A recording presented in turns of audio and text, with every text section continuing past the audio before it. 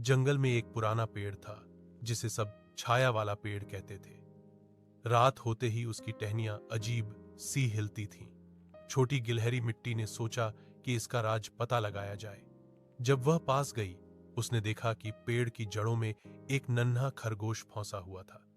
उसकी हलचल से टहनियां हिल रही थीं। मिट्टी ने उसे बाहर निकाला। खरगोश खुशी से भाग गया और पेड़ अब डरावना नहीं बल्कि जंगल के जानवरों का दोस्त बन गया। सबने सीखा कभी कभी डरावनी चीजें सिर्फ मदद चाहती हैं।